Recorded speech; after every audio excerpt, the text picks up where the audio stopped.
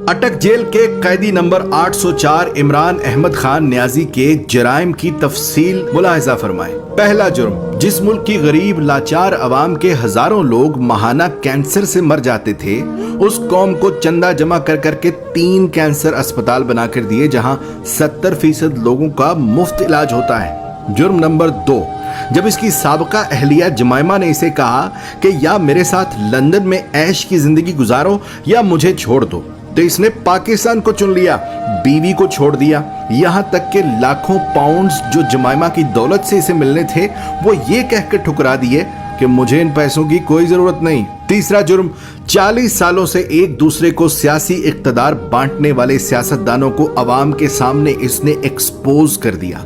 बच्चे को समझ आ गई कि ये लोग अवाम को बेवकूफ बनाकर बारियां लेते रहे और मुल्क को तबाह बर्बाद कर दिया। और जब इसे बार बार कहा गया कि तुम भी आओ, इसी निजाम का हिस्सा बन जाओ, आओ तीसरी बारी लेते रहो, तो इसने खुलकर इनकार कर दिया कि इस मुल्क और कौम को लूटने वालों के साथ इत्तेहाद नहीं करूंगा। चौथा जुर्म, इसने अपने इक्तदार के दौरान मुस्लिम दुनिया को इकट्ठा करने की जसारत की। हुर्मत रसूल सल्लल्लाहु अलैहि वसल्लम का मुकद्दमा आलमी बिरादरी के सामने रख दिया और दुनिया को मजबूर कर दिया कि वो हमारे नबी पाक सल्लल्लाहु अलैहि वसल्लम की शान में गुस्ताखी करने वालों को पागल करार दें, और इसकी तो करारदाद भी पास करवा ली।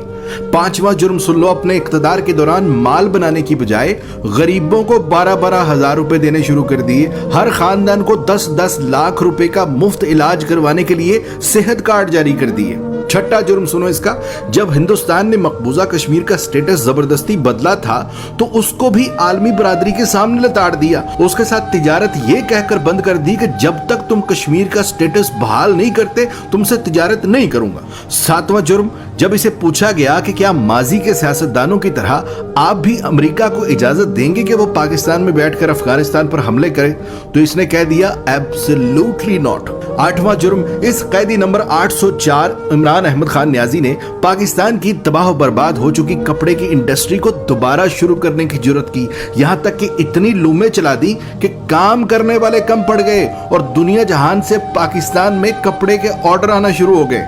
जुर्म नंबर 9, जब इसे इक्तदार से जबरदस्ती निकाल दिया, तब भी ये मुल्क छोड़कर भाग नहीं रहा था। हालांकि बार बार कहा गया कि चले जाओ यहां से, वरना अंजाम बुरा होगा, मगर इसने कहा कि कोई अपना घर भी छोड़कर कहीं जाता है और पाकिस्तान को ही अपना जीना मरना समझ लिया।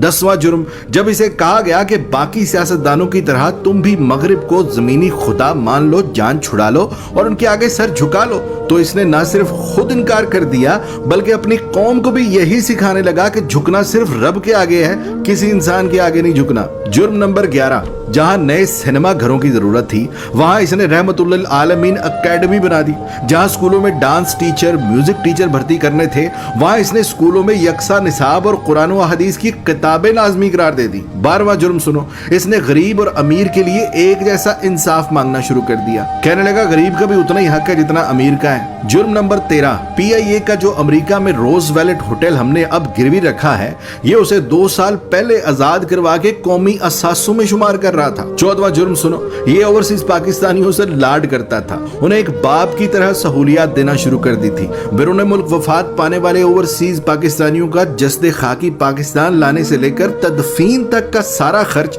बैतुल माल से देने लगा। बैरून मुल्क जेलों में कैद पाकिस्तानियों को आजाद करा कर पाकिस्तान ला रहा था और यहाँ तक के ओवरसीज पाकिस्तानियों को वोट डालने का हक देने लगा था। जुर्म नंबर 15, इसने अपने हर उस साथी को छोड़ दिया जिसने करप्शन की।